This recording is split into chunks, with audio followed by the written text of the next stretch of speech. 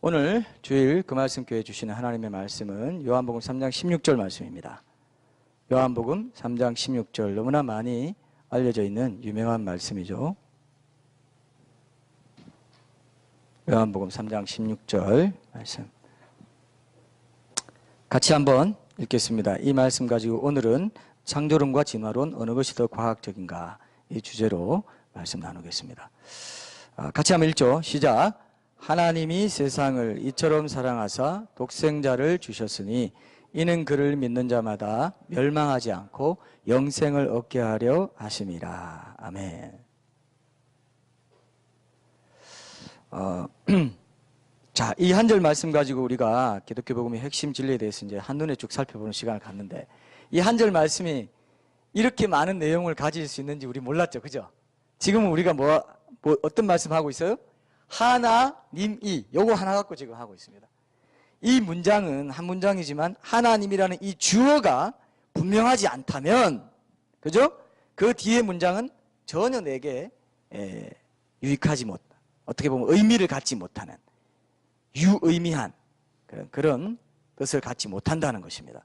여러분, 성경에 보면은 누가 주어일 때가 많아요. 물론 사람이 쭉 나오지만 그 배후에는 누가 주어입니까? 누가 주인공이에요? 하나님이죠. 하나님께서 이렇게 하셨더라. 하나님이 이렇게 하셨더라. 계속 하나님이 나온단 말이에요. 하나님이 주인공입니다. 그런데 하나님이란 존재 자체에 대해서 우리가 확신하지 못한다면 그 모든 말씀이 내게 들어올 수 있습니까? 없습니까? 내게 의미가 있어요? 없어요? 의미 없다. 그래서 하나님이 세상을 처음 사랑하사 독생자를 주셨, 쭉 그 뒤에 말은 굉장히 이제 중요한 엄청난 진리가 있는데도 불구하고 하나님에 대한, 하나님의 존재에 대한 우리의 분명한 각성이 없이는, 확인이 없이는 뒤에 말도 우리에게 진리가 될 수 없다. 이래서 우리가 지금 하나님이라는 이 주어만 가지고 지금 이제 3주째 오늘 마지막입니다. 오늘 창조의 하나님에 대해서 우리가 분명히 확인을 해야 되기 때문에 창조의 하나님을 다 알면 복음의 90% 이상은 알게 된 거예요. 저는 그렇게, 개인적으로 저는 그렇게 생각해요. 왜냐하면 창조의 하나님이 가장 복음에서 중요합니다. 누가 창조의 하나님인가? 나를 만드신 분이 누군가 있을 때 그게 성경 속에 나오는 하나님이라 하면 어떻게 됩니까? 그 하나님 내가 신뢰할 수 있는 거죠. 그보다 더 중요한 게 있어요? 없어요? 없습니다. 제일 중요합니다. 우리가 우연히 됐다는 것인가?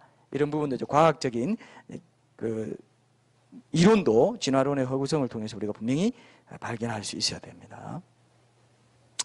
지난 우리 신년주일에는 이제 우리 교회가 집중해야 될 올해 그 집중해야 될 신앙의 방향에 대해서 우리가 2주일 동안 또 신년주일 설교를 나눴고, 이제 이 말씀을 통해서 다시 한번 우리 인격적인 창조자 하나님 왜 존재하지 않을 수 없느냐 이걸 보고요. 다음 주일에는 이제 타 종교들의 핵심 주장에 대해서 하나님이 세상을 이처럼 사랑하사 독생자를 주셨으니까지 이 말씀을 가지고 타 종교들의 핵심 주장이랑 기독교 진리만의 독특한 진리에 대해서 우리가 나누다 보면은 여러분들이 이제 다른 종교에는 창조의 하나님, 진짜 창조의 하나님이 있을 수가 없구나라는 걸 알게 됩니다. 왜냐하면 성경이 일단 없고요. 모든 면에서 여러분 확인하게 되실 겁니다. 타 종교들이 주장하는 내용 그대로를 봐도 비교가 돼요. 그래서 우리가 종교에 대해서 잘 모르면은, 막연하면은 거기에 뭐가 있겠거니 신비감이 있는데요. 막상 딱 들어가 보면은 너무나 정말 이게 비교가 됩니다. 그래서 이것만이 유일한 길이구나 이걸 발견하게 돼요. 여러분 그러고 싶죠? 그죠? 그런 게 점점 쌓일 때 우리 믿음이 자라가게 되고요. 자연스럽게 하나님께 나아가게 됩니다. 억지로 막 믿어야지 한다고 그거 되는 게 아니고요. 자연스럽게 이럴 수밖에 없구나 하면서 내 믿음이 자라게 돼요. 성경 말씀을 중심으로 우리가 볼 것이기 때문에 그 부분에서 하나님께서 우리를 일깨워 주시리라 생각합니다. 자, 우리 첫 번째 증거로는 창조자 하나님, 인격적인 지성적인 창조자 하나님이 정말 존재하지 않을 수 없다는 것을 우리가 첫 번째 증거로는, 그죠? 우주에는 반드시 시작점이 있어야 된다. 그렇기 때문에 시간과 공간, 물질, 에너지로 구성된 우주에 속해 있지 않는 초월적인, 그러면서 지성과 논리를 가진 인격적인 창조자 하나님이 존재하지 않을 수 없다. 이것에 대해서 살펴봤죠. 오늘은 이제 세 번째 증거 살펴보고 이제 결론을 맺겠습니다. 자, 두 번째 증거는 뭐냐 하면은 온 우주가 특별히 지구상의 생명체가 생존하는 그 환경을 제공하도록 이게 특별하게 미세 조정되어 있다. 미세 조정되어 있다. 이거를 우리가 한번 살펴보겠습니다. 과학자들이 우주 공간의 에너지 밀도라고 합니다.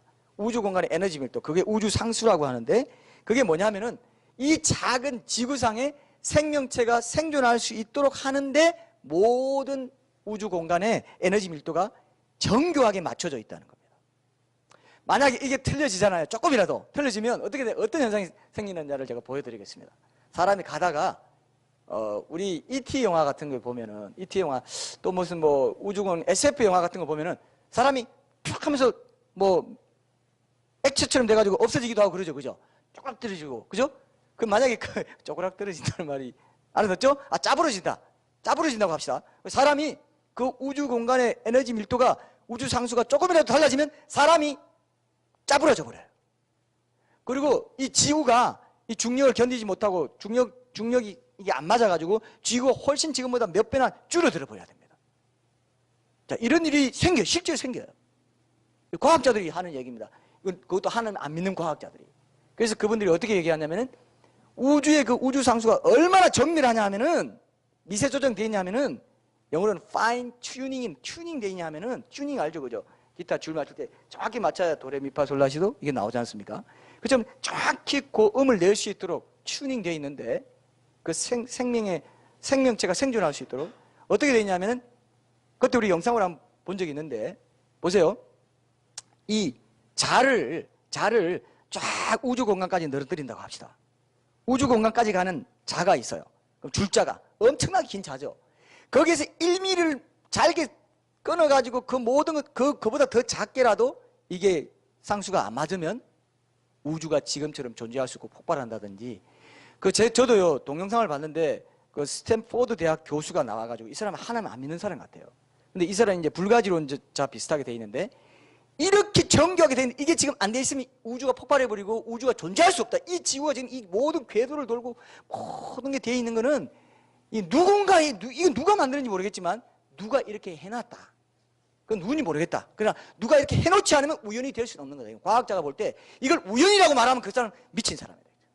그 사람은 합리적인 생각을 할 수 없는 사람이다.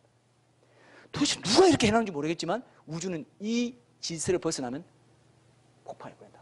있을 수가 없다. 정말 너무 신기하다. 너무 신기하다. 이분이 스탠포드 대 교수님이 이건 정말 이해가 불가능하다. 어떻게 이렇게 꼭 이렇게 안 돼도 되는데 꼭 이렇게 돼 있다 이거예요. 이해되시죠? 예를 들면 우리 잘 아는 대로 뭐 1억 5천만 킬로미터 태양이 그것도 미세 조정입니다. 정확히 태양과 지구와의 거리가 1억 5천만 킬로미터로 공전하고 있기 때문에 너무 덥지도 않고 너무 차지도 않게 우리가 살아갈 수 있어요. 자, 태양이 만약에 조금 멀어진다 하면요. 광합성 작용이나 이 모든 우리가 지금 음식을 먹으면 이 식물이 자라죠. 식물은 광합성 작용을 해야 되죠. 그 광합성 작용도 제대로 안 되는 거예요. 지금 공간, 모든 질서 그대로 됐을 때 광합성 작용이 정확히 일어나서 생물이 그 빛의 양을 받아가지고 자랄 수 있다. 뭐 이렇게까지 이제 이 전체 그림이 그려지는 거죠. 이해되시죠? 하나님이 이 땅에 사람이 음식을 먹고 뭐 벼를 먹고 우리 밀 다 그게 광합성 작용하는 거 아닙니까? 그걸 다 먹고 살 수 있도록 태양과의 거리도 정확히 미세 조정해놨다. 우리가 오늘 말씀을 통해 그럼 그 말씀이 어디 있냐? 있습니다. 그걸 오늘 확인하게 될 거예요. 궁금하십니까 여러분? 말씀이 있어요. 하나님이 직접 말씀하셨어요. 자, 그리고 하나님께서 그 우주 만물에 하나님의 신성과 능력을 보여주셨다 했잖아요. 빛이 없으면 태양빛이 없으면 생물이 살 수가 없습니다. 생명 자체가 존재할 수가 없어요. 그래서 하나님이 많은 사람들이 이제 태양을 하나님 빛이시다 해서 하나님이 태양을 하나님의 어떤 신성과 능력을 보여주는 그런 상징적인 매개체로 두셨다 그렇게 생각해요. 여러분 태양을 한번 이렇게 보시면 항상 태양이 날 봐요? 딴 사람 봐요? 자, 한번 물어봅시다. 내가 해를 이렇게 쳐다보면은 해가 나를 봐요? 딴 사람 보던가요? 내가 너무 지금 어려운 걸 물어요? 해를 딱 보면 항상 나를 봐요. 항상 나를 봐. 하나 1대1로 나만 항상 본다는 겁니다. 어디서든 나를 봅니다. 그리고 하늘 보고 살자가 없다고 그랬죠. 출애굽기에. 거기 보면 그 태양을 오래 쳐다보면요. 실명돼 버려요. 여러분 실명되고 싶으신 분 혹시 있습니까? 실명되고 태양을 쫙 뭐야 난 실명 안 돼. 태양을 계속 쳐다보세요.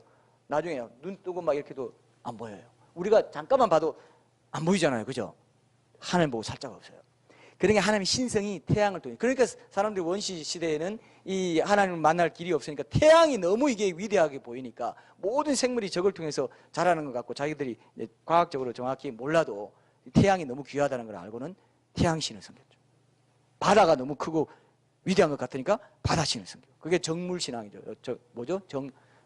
토테미즘이라고 하나요? 그 정령신앙도 있고 또 토테미즘도 있죠. 그 다음에 또 뭐 여러 가지 그 애니미즘이라고도 하고 뭐 동물도 이런 식으로 이제 섬긴 겁니다. 소를 우상시하는 나라도 있죠. 자, 그런 식으로 이제 하나님이 보여주신 겁니다. 태양빛이 그만큼 중요하다는 거예요. 태양은 근데 정확히 태양이 지구와의 거리가 조금이라도 틀려지면 너무 춥고 너무 더워가지고 사람이 살 수 없고 사람들이 보면요, 과학자들이 이게 너무 정밀하게 미세 조정되어 있다 이걸 알면서도 하나님은 인정하지 않는 것입니다. 인정하지 않는 대가를 나중에 죽고 나서는 확실하게 하나님이 추궁하십니다. 이 달과의 거리를 혹시 아세요? 달과 지구의 거리? 혹시 아시는 분? 조금이라도 기억나시는 분 있어요? 달과 지구의 거리. 몇십만인, 그럼 맞죠? 몇십만인데 그게 몇십만인지 우리 모르죠? 상식적으로 한번 알아둡시다. 38만 4,400km라고 하는데 38만 정도 된다고 합시다. 38만 한 5,000km 정도. 이것도 달과 이 지구 사이가 정확히 이렇게 미세 조정 안 돼 있으면 밀물과 설물의 강도가 약해져 가지고 해양 생태계에 큰 영향이 있게 되고요. 뭐 어패류가 큰 타격을 입고 지금보다 밤이 훨씬 캄캄해지고 또 달의 인력이 줄어들면은 태양이나 다른 태양계 행성들의 인력이 상대적으로 이제 커져 가지고 지구 공전 궤도가 또 영향을 받게 되고요. 그리고 달과 이 사이가 잘못되면은 바다에 엄청난 폭풍우들이 막 계속 이렇게 막 일어난다고 합니다. 그런 이제 그 가정도 이렇게 합니다. 여러분 보세요. 우리가 사실은 미세 조정된 세계에 살고 있는 걸 어떻게 알고 있냐면 우리는 상식적으로 알고 있어요. 우리 한 달 며칠입니까? 한 달. 30일이나 31일이죠. 뭐 윤달 뭐 이렇게 해서 그죠? 그게 뭡니까? 달이 지구를 한 바퀴 도는 시간이에요. 맞습니까? 제가 이상한 말 하는 거 아니죠? 그 다음에 우리 지구가 해를 한 바퀴 도는 게 뭐예요? 1년이에요. 우리가 정확히 그렇게 지금 2017년, 2018년 반드시 올 거다? 뭡니까? 하나님이 반드시 그렇게 돌린다 이거예요. 미세 조정되어 있는 겁니다. 달도 우리는 그냥 달아 밝은 달아 뭐 이태백이 노르던 달 이렇게 동요나 무슨 민요나 이런 데서만 부르는 달이 아니고 실제로 달은 뭐 보름달이 언제 떴냐 뭐 달이 얼마나 밝은지 이 정도가 아닙니다. 달이 우리의 생명과 굉장히 밀접한 관계가 있습니다. 우연히 이렇게 될 수가 없어요. 엄청나게 중요한 게 달입니다. 달이고 해예요. 지구 자전축을 23.5도로 안정되게 잡아주는 역할이 달이 하고 있어요. 만약에 이렇게 안 되면요, 북극과 남극이 막 차고 지금 이렇게 돼 있지 않으면 북극과 남극이 막 다 녹아 내려가지고 된다든지 뭐 엄청난 그 혼란이 생기고요. 지금 23.5도로 기울어져서 이렇게 돌아가는 것 때문에 이제 사계절이라든지 뭐 이 모든 것들이 이루어지고 24시간 이렇게 된 것도 달의 존재 덕분이다. 아니면 달이 없었다면 너무 빨라져 가지고 하루가 8시간밖에 되지 않는다든지 뭐 여러 가지 영향이 있습니다. 이런 것들을 조금만 생각해도 창조주 하나님이 이 모든 것들을 미세 조정했다는 거 알고 있는데 과학자들은 잘 알고 있어요. 근데 이 지구와 달, 지구와 태양만이 아닙니다. 미세 조정은 우리가 반드시 마셔야 될 공기의 성분에도 미세 조정되어 있어요. 공기가, 여러분들 공기가 어떤 성분으로 되어 있는지 아세요 혹시? 공기? 질소산소. 또 맞아요. 질소산소가 제일 커요. 거기서 제일 성분이 많은 건 뭡니까? 이게 또 미세 조정, 예? 질소입니다. 역시 공대생이 다르긴 하네요. 자, 여러분, 사실 우리가 설교 때 이런 말 하기가 쉽지 않지만 변증적인 설교이기 때문에 창조의 하나님이기 때문에 우리가 이런 것도 한번 해보는 거예요. 왜냐하면 이건 상식적이기도 하면서 그 상식 속에 창조 질서가 이미 굉장히 정교한 창조 질서가 들어가 있습니다. 이 대기라는 것은요, 대기도 이 공기라는 것도 지구에 중력 없으면 공기 없어요. 지구 중력이 있기 때문에 지구 중력에 의해서 지구 둘레에 붙들려 있는 기체 전체를 우리가 대기라고 하는데 그 대기가 존재할 수가 있어요. 지구에 중력이 없으면 대기가 있다 없다? 없이 그냥 우리가 우주에 나가 사는 것 같아요. 공기가 없어요. 그럼 우리 전부 다 우주 비행사들이 하는 뭘 하고 다녀야 돼요? 이거 하고 다녀야 돼요. 산소 마스크 하고 다녀야 돼요. 근데 대기권을 만들어 놓고 하나님이 지구에 중력을 주셔가지고 그 대기를 끌어당기고 있도록 딱 해놨기 때문에 이 대기가 바깥으로 안 나가는 거예요. 그리고 우리가 말하는 공기는 대기와 다른데 이 공기는 뭐냐면 대기의 하층 부분에 해당하는 것을 공기라고 합니다. 하층 부분에 해당하는 기체를 공기라고 해요. 뭐 우리 이렇게까지 정의해 본 적은 없죠. 그러나 이것도 창조 질서입니다. 그죠? 그래서 지구 자체의 중력 없이는 안 되는 겁니다. 공기가 굉장히 중요하죠. 근데 이 지구에 사람 생명을 유지하는데 필수적으로 공기가 필요한데 그게 질소가 78%고요. 산소가 22%입니다. 그리고 99%가 이거고 그 다음에 이제 수소도 있고 뭐 네온, 헬륨, 네온 우리 뭐 네온해서 넣는다고 그러죠. 네온 해가지고 풍선에 넣고 뭐 이런 얘기도 있잖아요. 근데 여기가 왜 그렇게 돼 있느냐? 만약에 공기 중에 수소가 더 많으면 지구는 불덩어리가 됐을 거라고 합니다. 이건 과학자들이 하는 얘기예요. 지금보다 수소가 조금이라도 더 많다고 하면은 지구가 존재할 수 없다는 거예요. 누가 이렇게 조정해놨을까? 공기의 성분을 누가 수소, 질소, 산소 이렇게 이거 아니면 이거 조금만 달라져도 이거는 우리 사람이 공기 숨을 쉴 수가 없게 돼 있네? 어떻게 된 건가? 이렇게 된 겁니다. 발견한 거예요, 과학자들이. 이해되십니까, 여러분? 하나님이 그렇게 우리 생명체와 연관해서 미세 조정해놨다. 하나님이 그거를 보여주기 위해서 하나님의 신성한 능력을 그 만드신 만물에 분명히 알려졌다. 하나님이 그 신성한 능력을 보여주려고 내가 이렇게 미세하게 다 만들어놨다.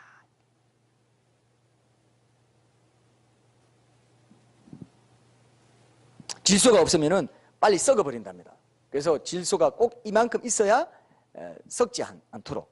뭐 조금만 이렇게 상처가 난다든지 뭐가 되면은 공기 중에 이런 산화되는 거나 이런 모든 게 달라져가지고 썩어버린다는 거죠. 몸도 썩어버린다는 거죠. 이해되시죠? 질소는 썩지 않게 하는 역할을 한다는 것입니다. 자, 봅시다. 성경 욥기에 한번 찾아봅시다. 욥기 38장 4절에서 11절 말씀. 하나님께서 내가 다 정해놓은 거야.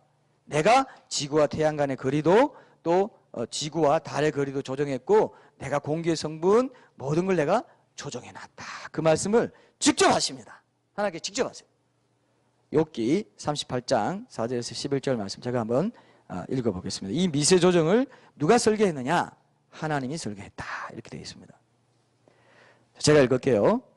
38장 4절에서 11절 말씀. 내가 땅에 기초를 놓을 때에 네가 어디 있었느냐? 네가 깨달아 알았거든 말할지니라.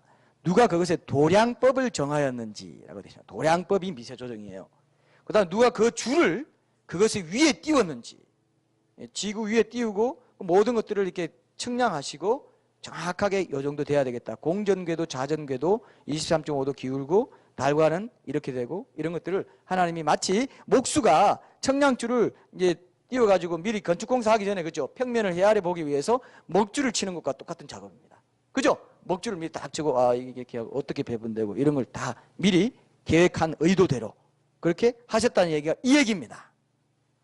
이 얘기는 천지 창조 창세기 1장 1절에 태초에 하나님 천지를 창조하시냐 그 말씀에 무슨 부록 같은 말씀이에요. 뒷이야기 같은 말씀. 내가 사실은 그때 태초에 하나님 천지를 창조하시냐고 내가 1장에서 간단히 말했지만은 사실은 이런 작업이 있었어. 이런 도량법을 정했고 거기다 줄을 띄웠고 내가 굉장히 정밀하게 만들어서 사실은 엄청난 작업을 내가 했다. 요봐. 이 내 얘기 좀 잘 들어봐. 내가 사실 그때 도량법을 다 정했고 그때 내가 다 작업을 물밑 작업을 싹 다 해놨어. 그냥 우연히 그냥 한 줄 아냐? 아니야. 엄청나게 계획해가지고 어떻게 보면 영원 전부터 계획한지 몰라요. 하나님이 딱 계획해가지고 우주가 이제 지금부터 만든다. 태초에 시간을 만드시고 태초 시간 만드시고 천지, 공간, 지, 물질 우주의 3요소를 태초에 하나님이 천지를 창조하시 그 말씀 안에 우주의 3요소가 다 들어있습니다. 자, 그래서 거기 보시면 그것의 주추는 무엇에 세웠으며 땅의 기초 이 땅의 이 지구에 맨틀 밑에 그 핵이 있고 이런 것들을 다 이렇게 알게 된 게 얼마 안 됐습니다. 과학자들이 지구의 중심에는 이 지구를 던던히 붙잡고 있는 기초가 있다는 걸 알게 된 지가 얼마 안 됐어요. 근데 하나님은 뭐라고 했습니까? 이때 벌써 3500년 전에 이때 벌써 땅의 기초를 내가 놨다. 지구의 기초를 내가 놨다. 무엇의 주추를 세웠는데 거기서 무엇을 세웠고 그 모퉁이 돌을 내가 놨다. 그때 새벽별들이 기뻐 노래하며 하나님의 아들들이 다 기뻐 소리를 질렀느니라. 바다가 그 모티에서 터져 나올 때에 문으로 그것을 가둔 자가 누구냐. 그때 내가 구름으로 그 옷을 만들고 흑암으로 그 강보를 만들고 한계를 정하여 문빗장을 지르고 이르기를 네가 여기까지 오고 더 넘어가지 못하리니 내 높은 파도가 여기서 거칠지니라. 하나님의 입장에서 묘사하신 것입니다. 5절에 그죠? 아까 봤죠? 지구의 위치와 운행을 놓고 그 도량법을 정하고 줄을 그 위에 띄웠다. 지구상에 생명체가 살 수 있도록 우주의 에너지 밀도를 미세하게 조정하신 과학적인 사실을 밝히고 있죠. 도량법은 지구라는 그 땅의 둘레와 넓이와 길이 이런 치수를 다 측량하고 지정하신 그 내역을 말합니다. 그걸 법으로 지정해 놨다. 지금도 법칙으로 돌아가고 있어요. 그래서 반드시 24시간이 된다는 거. 하나님의 신실함으로 예레미야서 같은 데 보면은 내가 낮과 밤을 정하여 준 것 같이 나의 신실함으로 내가 맹세하는데 반드시 이스라엘은 회복된다. 뭐 이런 식으로 말씀하세요. 내가 낮과 밤의 약정을 흐트러지게 할 수 있을진데, 내가 낮과 밤에 이 도량법을 정해놓은 것을 중도에 바꿀 수 있을진데 이스라엘이 완전히 흩어져서 다시 회복되지 않을 것이다. 근데 회복됐습니까? 안 됐습니까? 회복됐잖아요. 1948년에. 하나님이 2000년 동안 신학자들은 이스라엘은 완전히 없어졌고 교회로 다 대체됐구나 했는데 이스라엘이 회복돼버린 거예요. 하나님 정확히 내가 낮과 밤의 약정을 바꿀 수 있을지, 나 절대로 안 바꾸거든. 나는 한번 정하면 신실하기 때문에 이 우주가 없어질 때가 새 하늘과 새 땅이 될 때까지 낮과 밤은 정확히 24시간으로 돌아가게 돼 있어. 이렇게 말씀하십니다. 노아한테도 그렇게 말해요. 낮과 밤과 추위와 더위와 이 세상에 있을 때가 이게 변하지 않으라. 계속 될 것이다. 그렇기 때문에 반드시 내일은 와요, 안 와요? 내일 또 해가 뜨겠죠? 우리가 사실 지구가 해를 돌아가는 건데, 지구가 한 바퀴 도는 건데 사실 자전인데요. 그래서 사계절이 봄, 여름, 가을, 겨울이 왜 생깁니까? 타원이 이렇게 돌기 때문에 이렇게 멀리 갈 때는 겨울이고요. 좀 가까울 때는 여름이고 적당할 때는 봄, 여름, 봄, 가을입니다. 사계절도 다 우리가 지금 미세 조정된 이 무슨 비행기를 타고 있다 생각하면 돼요. 지구에 우리 지구라는 비행기를 타고 지금 계속 가고 있습니다. 끝을 향해서. 근데 우리는 땅은 항상 있고, 베드로서에 나오죠? 야, 이게 종말이 온다 그러면, 이 땅이 원래부터 있던 대로 다 있고, 뭐 바다도 다 있고, 그대로 있는 거지. 무슨 종말이 있어? 뭐가 끝이 있어? 아닙니다. 시작이 있기 때문에 끝이 있습니다. 지금은 이제 마지막 시대라고 하는 시대가 돼 있고, 그런 것들도 우리가 또 좀 살펴봤지만 앞으로 더 구체적으로 또 살펴보게 될 기회가 있을 겁니다. 거기 보면요, 또 중요한 말씀이 있어요. 9절에 보면은 흑암으로 강보를 만들었다 되죠. 강보는 보통 갓난 아기들 둥글게 둘러싸는 보자기 같은 겁니다.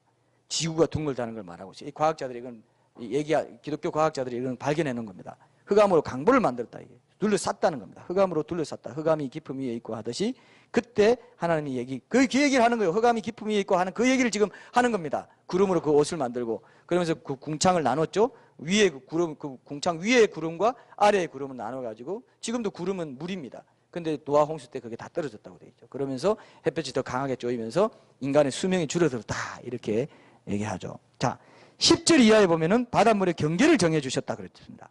이 대목도 그죠? 지구의 위성에 해당하는 그 달의 인력, 또 우주의 타 행성들과 지구사에 존재하는 미세 조정의 질서에 대해서 직접적으로 언급하십니다. 이게 바닷물의 한계를 정하는 게 이게 달과의 인력이 아니면 바닷물이 완전히 범람해가지고 지구를 땅을 그냥 다 덮어도 할 말이 없어요. 근데 달의 인력, 미세 조정이 되어 있기 때문에 이게 굉장히 강하게 확 왔더라도 싹 사라져요.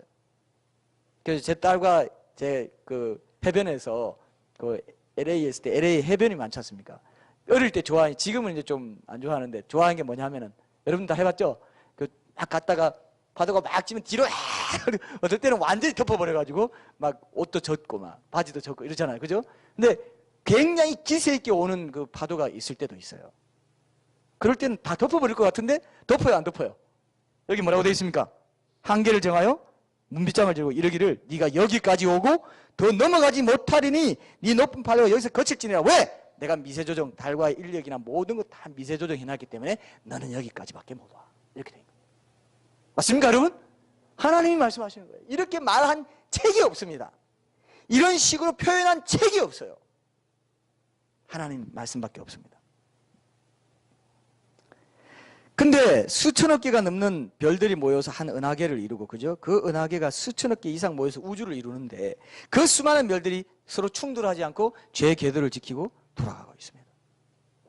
뭐 운석이나 이런 것들은 이제 떨어지기도 하고 그러는데 대기권 지나면서 타버려요. 없어져 버리고 막 하기도 하고, 이제 앞으로는 이제 요한계시록에 보면은 불 붙는 산이 떨어진다 돼 있어요. 딥 임팩트 같은 영화가 이제 실제화 된다고 합니다. 이제 그 불 붙는 산이 막 별들이 떨어진다고 했어요. 별들이 떨어져서 여기 패이고 있죠. 바다에 떨어져 쓰나미 일어나고 전무후무한, 예수님 말했습니다. 전무후무한 환란이 올 거라고. 개국 이래 이런 환란이 없다. 온 세상에 임한다. 이런 환란은 없었습니다. 국지적으로 다 환란이 임했지 온 세상에 환란이 전격적으로 일어난 시대가 이제 오게 되어 있습니다. 그리고 그때는 해가 사람을 태우고 해로 인해서 무슨 질병이 발생하는 그런 게 생겨요. 지금도 자외선 조심하라, 직사광선 맞지 마라 하잖아요. 저도 그래서 출근할 때 어떨 때는 이제 햇볕이 강하다 싶을 때는 직사광선 안 맞으려고 이렇게 하고 가기도 하고 그래요. 여러분 직사광선 함부로 맞으면 녹내장이나 백내장이 걸릴 가능성도 더 많아요. 이 직사광선에 있는 해로운 것들이 많이 있습니다. 지금은 왜냐하면 그런 오존층이나 이런 게 많이 파괴돼 가지고, 근데 그게 지금 어디로 가고 있냐면은 환란대로 가고 있어요. 나중에 해를 맞으면 사람이 뭐 암에 걸리는지 그건 모르겠지만 무슨 종기라든지 아니면 악성 종기라든지 이런 게 다 암이잖아요. 그러니까 굉장히 해를 무서워하는 그런 시대가 올 수도 있다는 것이 성경에 기록되어 있어요. 그게 출애굽기 10대 재앙하고 관련이 있습니다. 다. 그게 상징이 아닙니다. 10대 재앙이 그건 모형이에요. 자, 그래서 이런 것이 다 변증의 내용이 되는데 이 역사와 다 관계 있고 우리 삶과 관계 있는 게 변증인데 사람들이 기독교 변증이고 기독교인데 이 기독교 변증을 어렵게 생각하고 별로 그렇게 인기가 없습니다. 한국에서는. 그러나 지금은 필요한 때가 됐어요. 왜냐하면 교회 잘 다닌다고 하면서도 사실은 부모님 따라 다니는 거지 자기에게 하나님으로 만난 적이 없는 사람들도 있을 수 있고 또 더 자세히 알고 싶은데 그냥 믿기만 하라, 아멘 하라 그런 분위기가 많기 때문에 이런 것들이 더 많아져야 되는데 우리가 그런 역할을 조금씩 더 해나가도록 하시려고 우리 그 공동체를 세워주셨다 생각합니다. 자, 그래서 공간적으로나 에너지 차원에서 보면 사실은 엄청나게 큰 우주에서 하나님이 무엇 때문에 그 큰 우주를 만들었느냐? 지구에 우리가 살 수 있도록. 그래서 이 교회라는 예수님의 신부를 건지기 위해서 모든 그 우주를 만들었다 이거예요. 제가 고린도전서에 찾아봤죠? 교회, 너희를 위해서 온 우주가 있고 생명이 있고 모든 게 다 있다. 천사도 있고 다 너희를 위해서 있다 돼 있잖아요. 우주나 세계나 모든 것이, 천사나 모든 것이 다 너희를 위해 있고 너희는 그리스도의 것이고 그리스도는 하나님의 것이니라.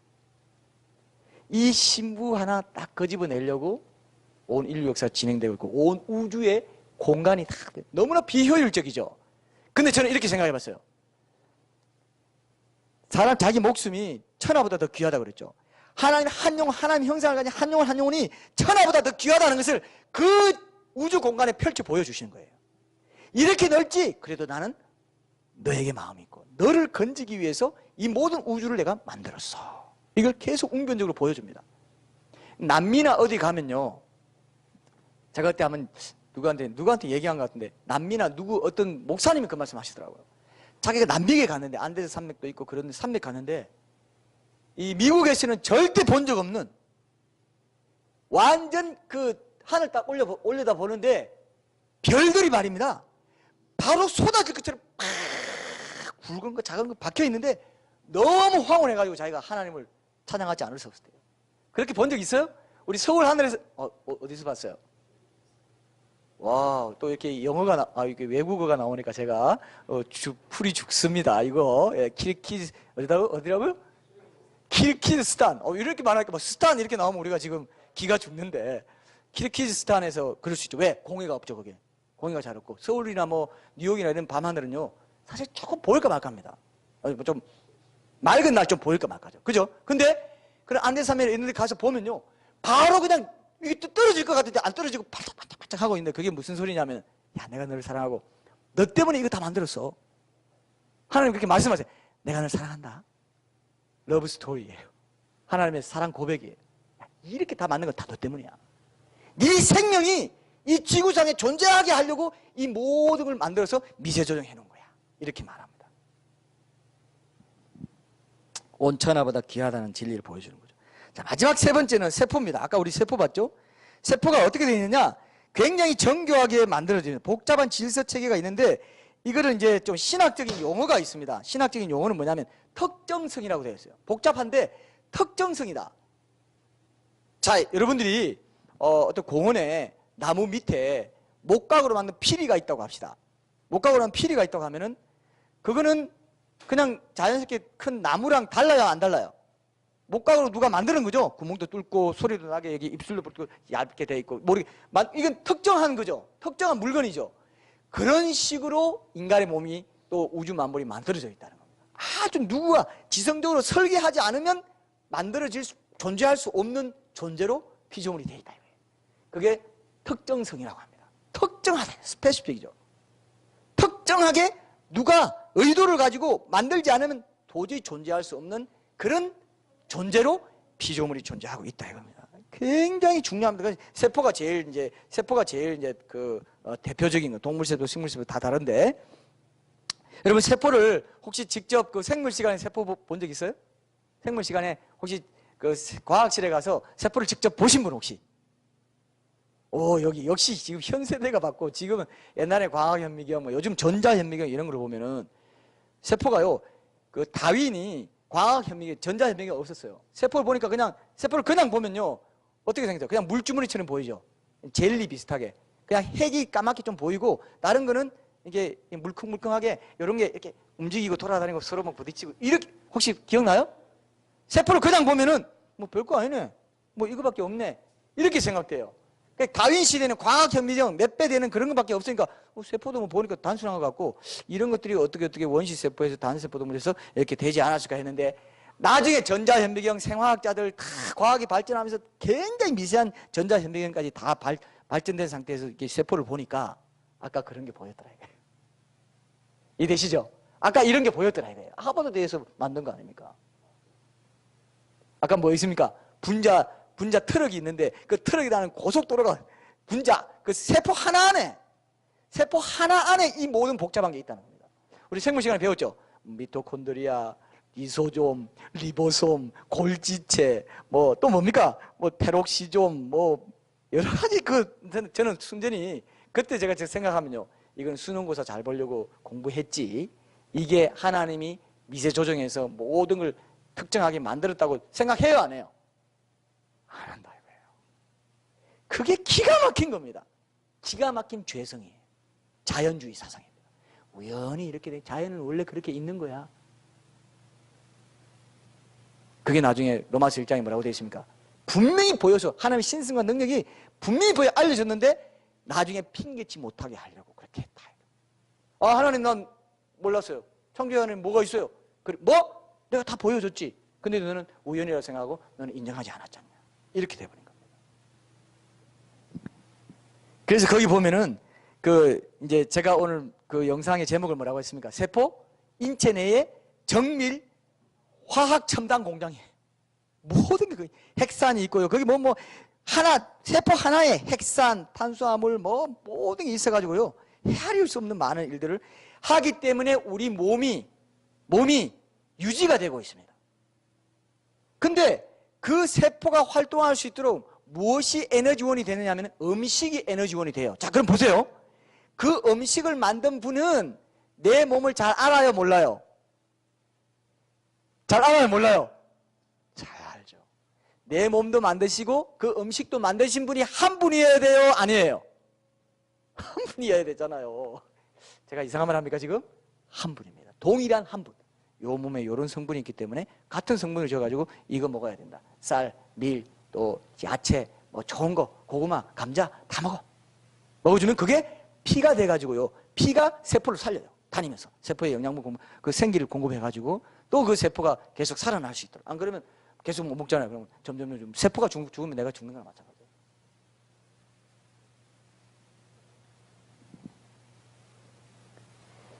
여러분 이게 아까 우리 보셨죠, 그죠? 새롭게 만드는 그 성분, 이제 예를 하나만 들면은, 새롭게, 이제 계속 세포를 새롭게 만들고 오래된 거 내다 놓으리고, 이건 자동화 공정으로 다 이루어지는데, 그 모터가 달린 분자 트럭이 있어가지고 있죠. 방마다, 세포 하나마다 방이 탁, 한 마디 방이 있어가지고, 거기에 리보솜이 있고, 뭐 다 이렇게 활동을 하는데, 그때 그 모든 걸 다니면서 그런 걸 가져오고, 운반하고, 밖으로 내고, 또 뭐 새로운 걸 이렇게 하는 과정이 있는데, 이 과학자가 한 말을 제가 봤습니다. 실제로 봤어요. 어떻게 되어 있냐면은, 모터가 달린 이 운송 작업을 올바른 방에다가 넣기 위해서 모터가 달린 분자 트럭이 있는데, 이 트럭이 지나다닐 수 있는 작은 고속도로가 달려있고, 트럭이 부품 화물을 내려야 되는 그 칸막이 방에도 이 화물이 맞는지 안 맞는지 확인하는 보조 신호기가 있어가지고, 여기 우리 방에 맞는 게 아니면 안 맞는다 이거예요. 신호기가 딱 있어요. 딱 맞춰가지고 받게 돼 있다는 거죠. 얘기해도 별로 여러분들 감흥이 없어요. 그런가 보다. 그러면 안 돼요. 그럼 하나님 만나요, 못 만나요? 그럼 하나님 못 만나요. 우리가 지금 매일 보고 만지고 씻어주고 하는 이 몸이 세포 100조개로 이루어지고 있고, 한 세포는 또 100조개의 원자로 이루어져 있어요. 그리고 그 100조개의 세포 하나에마다 아까 말한 이런 여러 기관의 방들이 있고, 그 방들에 필요한 부품을 실어하는 트럭과 고속도로가 있고, 알맞은 신호기와 그 신호기를 알아보는 보조 신호기들이, 세포 그렇게 작게, 정말 너무 작은 그 세포 안에 이 모든 것이 이루어지면서 우리 몸이 매일매일 산다 이거예요. 그게 안 되면 죽는다 이거예요. 썩어서 없어져 버립니다. 생명이 떠나버리고 생기가 떠나버리고 없어지는 것입니다. 단 한순간도 쉬지 않고 이렇게 지금 이 일을 하고 있어요. 우리는 그냥 호흡하는구나, 맥박이 뛰는구나 이 정도로 살잖아요. 근데 세포는 어떻게 해요? 계속 이 일을 하고 있다. 황우석 씨가 그때 우리 실험으로 큰 화제를 불러 모았던 게 어떤 건 무슨 세포입니까? 줄기세포가 뭐예요, 여러분? 줄기세포가 뭡니까? 줄기세포는 태아 단계, 배아 단계에 있는 그 세포는 앞으로 이게 장기가 되고 이게 뭐 폐가 되고 심장이 되고 이런 것이 되는 세포예요. 그래서 줄기세포, 간세포, 줄기간, 간세포라고 합니다. 모세포라고 하기도 하고. 근데 그 줄기세포를 이제 그 장기 형성이 아직 없기 때문에 입력한 대로 그런 어떤 장기로 만들 수가 있기 때문에 줄기세포, 그러니까 그게 여러분들이 들어봤죠? 배아 줄기세포와 성체 줄기세포가 다르다. 성체 줄기세포는 어떤 특정 어떤 내장으로 가는 거고 이미 정해진 거고. 그래서 지금 우리 몸에서는 성체 줄기세포를 끄집어낼 수 있어요. 그래서 대통령이 뭐 맞았다고 했습니까? 대통령이 맞은 줄기세포 치료는 뭐라고요? 성체 줄기세포인데 그거는 어떤 특정한 어떤 기관에 도움이 되는 그런 것들을 뽑아내 가지고 주는 겁니다. 그게 주사가 얼마라고 했습니까?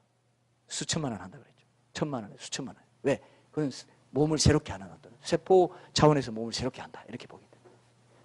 그래서 그 질병을 이제 이 배아 줄기세포를 잘 개발하면 질병이 정복되겠다 해서 굉장한 관심을 갖고 있지 않습니까? 이 하나님이 수정란에서부터 그런 세포 이런 작용을 통해서 분열을 일으켜 가지고 뭐 16개, 32개 이렇게 해서 점점 내 몸이 만들어지도록 그렇게 해놨습니다.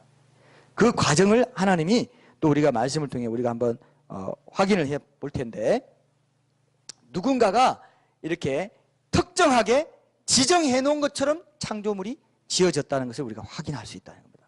제가 언제 이를 닦으면서요. 제가 이를 닦으면서 제 치아를 한번 봤어요. 여러분, 사람 몸의 치아가 굉장히 좀 동물적으로 보여요. 여러분, 저 치아 이렇게 보면요. 자, 이 치아를 보면서 제가 감탄한 적이 있어요. 어떻게 감탄했냐? 씹기 좋도록 어금니는 널쩍해요, 안 널쩍해요? 그리고 아래를 딱 맞죠? 씹기 좋도록. 그리고 요 앞니는 왜 가느다 같죠? 아시는 분? 잘라야 되기 때문에. 이걸 생각하면 그건 누가 지성적으로 이렇게 누가 했을까봐 그렇게 생각하면 된다 안 된다? 그 사람은 이성 없는 짐승 같다 이렇게 돼 있어요. 생각 안 한다 이거예요. 본능으로 아는 그것으로 명한다. 에이 그래 복잡해 뭐 우연히 됐겠지 뭐 하면 그 사람은 뭐냐면 난 이성 없어. 이성 없는 짐승과 같아. 난 동물처럼 살래. 난 배만 부르고 등 따시면 나는 다 만족해. 하나님 뭐 알려는 마음도 없어. 그럼 그냥 그렇게 살아야 됩니다. 그럼 하나님이 그대로 놔두냐? 죽은 뒤에 내가 다 보여줬는데 핑계할 수 없다. 너 하나님은 거부하고 살았구나. 이렇게 된다. 이 땅에 태어난 사람으로 태어난 이상 이 하나님을 아냐 모르냐, 인정하냐 안 하냐에 내 영원한 운명이 달려있어요. 근데 그걸 알 수 있도록 하나님이 분명히 보여줬다. 어선풀에 어렴풋하게 보여주는 게 아니고 제가 이빨은 원래 동물한테 쓰는 거, 짐승한테 쓰는 거고 우리는 뭡니까? 치아라고 하죠. 이만 봐도 저는 이거 보면서요. 이야, 정말 특정한 기능과 목적에 맞게 어금니는 씹을 수 있도록, 요 앞니는 자를 수 있도록 잘라가지고 여기 제가 이렇게까지 꼭 시연을 해야 됩니까? 자, 얘가 이거 안 씹으면 죽어요. 안 씹고 그냥 넣을 수 있어요, 없어요? 안 돼. 여기 이거부터 소화기관입니다. 그래서 씹어서 피가 되고 살이 되게 하는 거예요. 그것도 굉장히 신기한 거죠. 자, 여러분 보통 머리털은 많이 자랍니다. 적어도 한 달에 한 번. 혹시 여러분 몇 달에 한 번씩 깎아요? 저는 한 달에 한 번 주로 깎는데 이상하게 한 달에 한 번, 한 달 넘어가면 이상하게 머리가 긴 느낌이 들어요. 그래서 깎습니다. 근데 자 보세요. 겨드랑이 털이나 다리 털은 남자들 특히 머리털처럼 계속 자라요, 안 자라요? 만약에 머리털처럼 계속 자라다고 생각해봐요. 다리털도. 그럼 완전히 뭐 전부 쓸고 다닐 거예요. 하고 곰처럼. 곰도 안 그러죠. 겨드랑이 털을 계속 자란다고 생각해봐요. 근데 희한한 거는요, 제가 이제 한번 그 다리털 깎아라 해가지고 다리털 한번 깎았어요. 깎았더니 여름에 반바지 입고 다니면 다리털 깎아라 해가지고 깎은 적이 있습니다. 그랬더니 다리털이 다시 났는데 딱 옛날 그 자라난 그 길이만큼 자라고 안 자라요. 그래서 나 혹시 다리털 저기 한번 깎았으니까 혹시 예전보다 이 얘가 잘 모르고 더 자라는 거 아닐까 내가 좀 걱정했어요, 솔직히 말해서. 근데 어떻다? 딱 옛날 그 길이만큼 자라고 더 이상 안 자라. 적당하게. 별로 놀라지도 않으시고, 그죠? 하나님이 다 거기 미세 조정해 놓은 거야. 야, 다리털은 안 자라는 거야. 눈썹도 뭐 눈썹 조금 좀 자라긴 하는데 그것도 뭐 이렇게 조정되도록 이렇게 특정하게 해놨습니다. DNA 이런 것도 다 단백질 분자 하나가 100여 개의 그 분자 하나는 100여 개의 아미노산 결합으로 만들어지는데 여기서 세포 하나가 구성되려면 단백질 분자 200여 개가 각기 올바른 기능에 따라 결합되어야 돼요. 이 복잡한 생화학 정보를 누가 갖고 있느냐? DNA가 갖고 있는데 이 DNA가 이 조립을 다 유도해요. 그래서 그 순서대로 그냥 뭐 티아민 뭐 이렇게 구하니 알죠? 뭐 이게 다 안 맞으면 살이 안 된다는 겁니다. 세포가 안 된다는 거예요. 그걸 누가 다 맞추고 있냐? DNA가 안 돼. 그걸 누가 그렇게 하도록 조직하셨냐? 하나님이 안 하셨으면 될 수가 없다. 지금도 창조는 계속 일어나고 있어요. 아기나 동물들의 새끼가 태어날 때마다 이 조립이 아미노산 결합이 정확하게 이루어지고 있습니다. 지금도. 이게 우연이 될 수가 없어요. 남자와 여자의 그 신체의 성기관의 차이를 한번 생각해 봐요. 얼마나 정교한지. 근데 그게 우연이 됐다. 원시세포에서 좀 꼬물꼬물되다가 수억 년 지나니까 다 이런 게 생겼다는 거죠. 자, 이게 성경 한번 봅시다. 시편 139편 13절 18절. 자, 요거 보고 이제 우리 결론을 맺겠습니다. 시편 139편 13절에서 18절 한번 봅시다. 시편 139편 13절에서 18절까지 제가 한번 읽어보겠습니다. 자, 주께서 내 내장을 지으시며 나의 모태에서 나를 만드셨나이다. 내가 주께 감사하오면 나를 지으시며 심히 기묘하심이라. 주께서 하시는 일이 기이함을 내 영혼이 잘 아나이다. 내가 은밀한 데서 지음을 받고 땅의 깊은 곳에서 기이하게 지음을 받은 때에 나의 형체가 주의 앞에 숨겨지지 못하였나이다. 내 형질이 이루어지기 전에 주의 눈이 보셨으며 나를 위하여 정한 날이 하루도 되기 전에 주의 책에 다 기록이 되었나이다. 하나님이여 주의 생각이 내게 어찌 그리 보배로우신지요? 그 수가 어찌 그리 많은지요? 내가 세려고 할지라도 그죠? 그 수가 모래보다 많도소이다. 내가 깰 때에도 여전히 주와 함께 하리이다. 여기 15절에 나오는 형체라는 말은 뼈의 구조를 가진 물질적인 존재를 말합니다. 그리고 16절에 보면 내 형질이 이루어지기 전에 주의 눈이 보셨다 돼 있죠. 이 형질이란 말은 원어적으로 보면 아직 몸이 다 형성되지 못한 태아의 상태를 말해요. 태아 상태. 요즘은 초음파 사진으로 그 점같이 생긴 태아 그 작은 걸 볼 수 있습니다. 근데 옛날에는 뭐 그런 것도 없었으니까 이제 이렇게 표현한 겁니다. 사람의 눈으로는 그 어떤 형태나 모습을 식별하기 어려운 상태에 있는 태아의 때에 이미 하나님께서 나의 모든 완성된 형태를 아셨다 이거예요. 하나님은 그 줄기세포나 이런 거 다 만드셨기 때문에 요거는 어디로 가고 요거는 심장으로 가고 이거 다 아시고 너는 얼굴은 이렇게 될 거야. 이미 수정란 될 때부터 하나님이 내 모습을 다 알았다 몰랐다? 알았다. 주의 눈이 다 보셨다. 13절에 보세요. 나의 모티에서 나를 만드셨다 되어 있죠. 태아 상태에 이미 나라고 하시는 인격을 가진 생명의 한 개체가 되었다는 걸 보여줍니다. 그런 점에서 낙태는 나라는 인격체를 죽이는 겁니다. 이미 이해되시죠? 낙태하는 것은 살인과 똑같아요. 하나님 앞에 심판대에 가면은 낙태한 만큼 살인죄가 기소되어 있습니다. 구속영장이 딱 발부가 되어 있어요. 너 낙태했거나 너 살인 한 번 했네? 낙태해서 너 살인 2번 했네? 이렇게 되어 있습니다. 나라고 되어 있잖아요. 태아인데도 나라고 되어 있잖아요. 인격체입니다. 요즘 혼전순결 안 지키고 뭐 로망스에 빠져가지고 함부로 그런 죄 짓고 할 때 낙태 그냥 예사로 합니다. 산부인과에서 몇 번 낙태해요. 그게 다 살인죄에 해당됩니다. 자, 부모의 정자와 난자가 만나서 수정란이 만들어지고 거기서부터 세포 분열 과정이 이제 이루어지고 이런 게 다 15절에 있죠. 내가 은밀한 데서 지음을 받고 땅의 깊은 곳에서 기이하게 지음을 받은 때에 나의 형체가 주의 앞에 숨겨지지 못했다. 여기 은밀한 데나 땅이 깊은 곳은 사람의 눈으로부터 숨겨진 곳인 어머니의 자궁을 의미합니다. 기이하게 지음을 받았다는 것은 원어적으로 문자적으로 보면은 수놓아졌다는 뜻이 있습니다. 수놓아졌다. 여러 색깔의 실들로 천을 짜거나 직조할 때 사용하는 용어인데 인간의 신체를 조직하는 그 힘줄이라든지 신경이라든지 혈관, 근육 이런 게 수를 놓는 것처럼 그냥 아름답게 색깔로 천을 놓는 거 직조하는 것처럼 그렇게 돼 있다는 걸 아주 리얼하게 보여줍니다. 저는 사람의 이 두뇌로는 이해하지 못해요. 근데 이 말씀이, 이 과정이 정확히 욥기 10장에 있습니다. 욥기 10장 9절에서 12절 한번 보세요. 욥기에 이 과정을 직조하듯이 이 천을 짜고 뭉치고 하는 과정을 정확히 묘사하고 있어요. 욥기 10장 9절에서 12절 한번 봅시다. 이 태아 형성 발육 과정이 구체적으로 묘사돼요. 자, 제가 읽을게요. 기억하옵소서.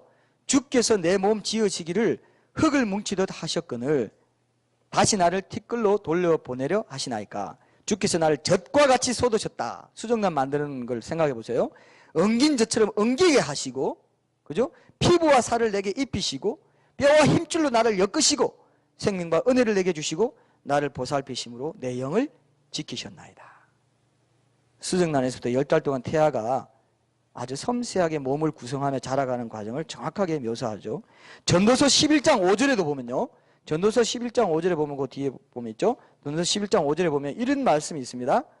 바람의 길이 어떠함과 아이 벤 자의 태에서 뼈가 어떻게 자라는지 네가 알지 못함 같이 만사를 성취하시는 하나님의 일을 네가 알지 못하느니라. 네가 알지 못한다. 또 너무 기이하다, 기묘합니다. 이 표현을 여기 뭐라고 썼냐 하면은 이 모든 과정을 이루시는 그 하나님의 그 창조해가지고 너무 정교하고 꼼꼼해가지고 그것을 만드신 주의 생각, 그 주의 설계, 그 모든 지성이 너무 보배롭고 많아가지고 그 수가 모래보다 많다 이렇게 표현했습니다. 그죠? 17절, 18절에 봐요. 그 주의 생각이 너무 17절 하나님이여 주의 생각이 내게 어찌 그리 보배로우신지요. 그 수가 어찌 그리 많은지요.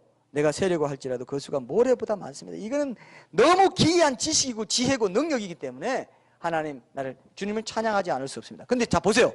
중요합니다. 오늘 이게 결론 중에 하나입니다. 자 보세요. 하나님의 형상이 지성, 감정, 의지인데 지성, 이성적인 능력이 합리적으로 생각하는 겁니다. 근데 인간만이 이런 걸 보면서 오늘 시편 기자처럼 하나님 주의 생각이 얼마나 보배롭고 많은지 기가 막힙니다라고 감탄하고 경배하고 예배할 수 있는 존재로 인간만이 이런 존재라는 것입니다. 동물은 이렇게 할 수 있어요, 없어요? 자, 아무리 지성적으로 질서가 우주 공간에 다 돼 있고 이런 건 정교하고 이런 걸 다 본다 해도 손이나 이런 것들 다 이게 논리적이라고 다 안다 해도 곰은 이거 알아요, 몰라요? 곰은 자기 손바닥 보고 손바닥이 뭐 짚기 좋도록 이렇게 아주 딱딱한 피부로 돼 있네? 야, 이거 누가 이렇게 만들어서 곰이 생각할 거 안 할까요? 못한단 말이에요. 곰은 예배자가 될 수 있어요, 없어요? 예배자가 못해요. 인간만이 하나님을 경외하고 하나님 어떻게 이렇게 만들었어요? 어떻게 밥만 먹었는데 그게 피가 돼가지고 다 하면서 모든 몸을 살리고 어떻게 밥 먹었는데 그게 피로 변해요? 어떻게 된 겁니까?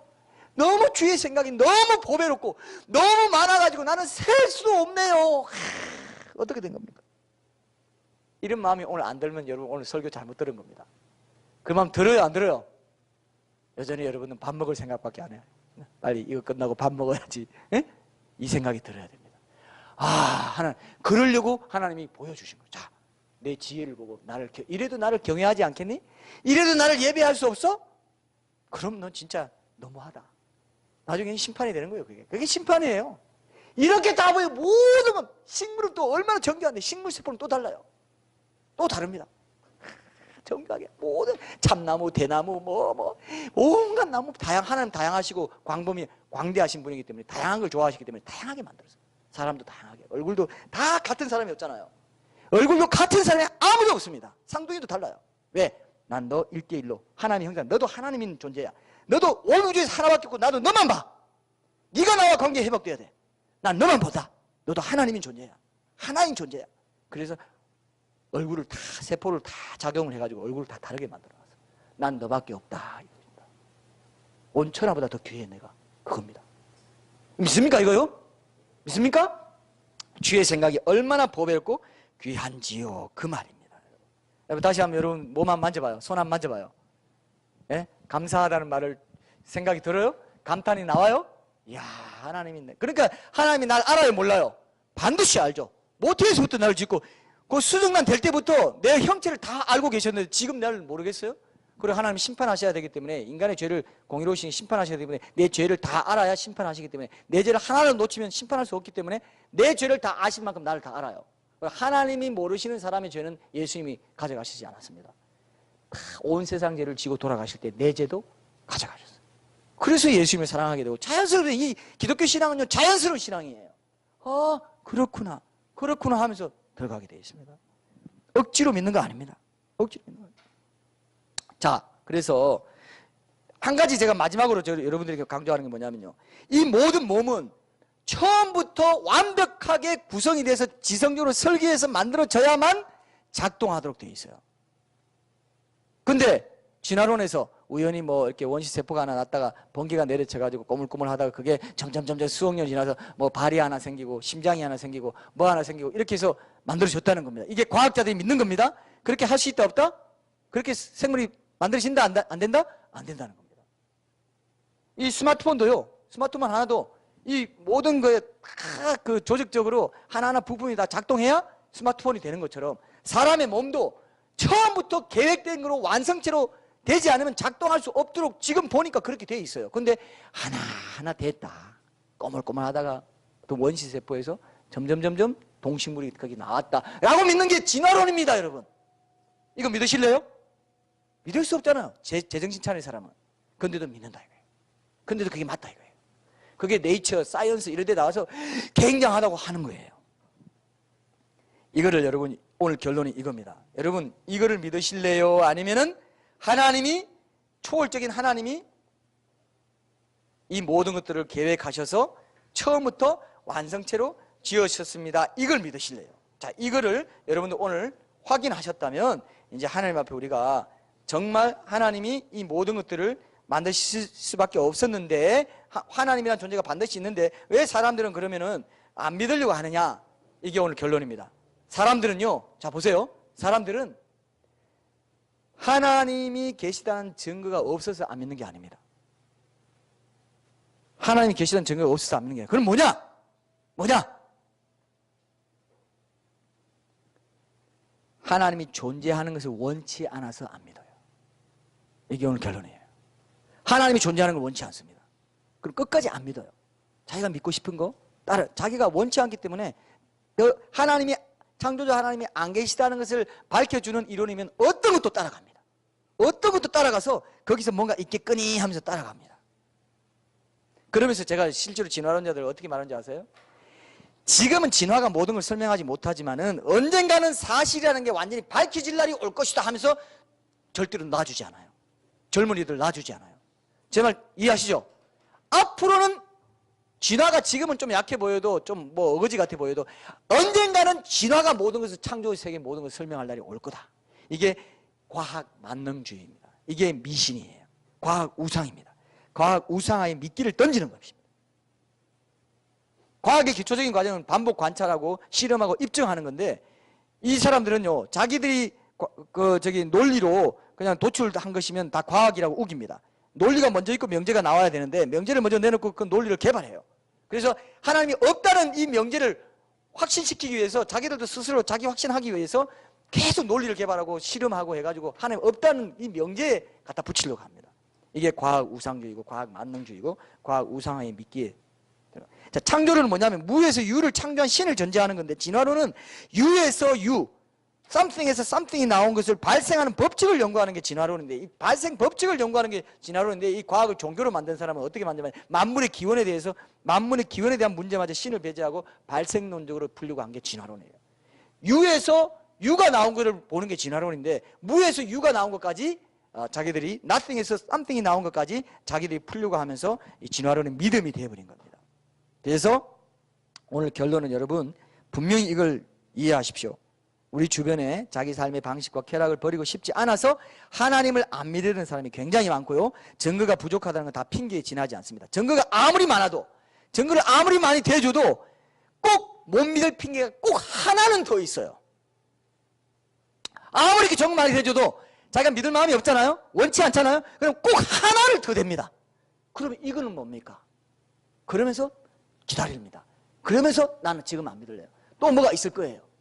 그러다가 이제 죽음에 이르게 되는 거예요. 맞습니까? 여러분 주위에 보셨죠? 주위에 친구들 보셨죠? 안 믿는 친구들. 꼭 하나는 더 있어요. 딱 하나입니다. 요게 거기서 풀어주면 또 다른 하나, 또 하나 더 있어요. 끝까지 안 믿어요. 하면서 끝까지 안 믿어요. 그건 악한 죄성입니다. 하나님을 대적하려는 마음. 그런 마음이 든다면 빨리 놓으셔야 돼요. 왜? 증거는 확실합니다. 증거는 확실해요.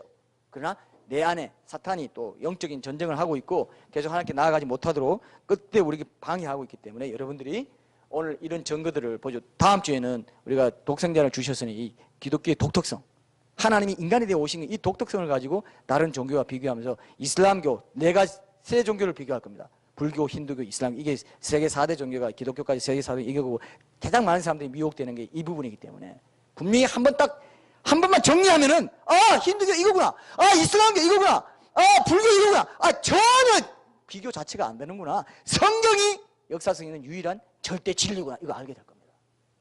독생자를 주셨으니 그 모든 게 다 있습니다. 그래서 우리가 기대하면서요, 우리 찬양하면서 결단하는 시간 가집시다.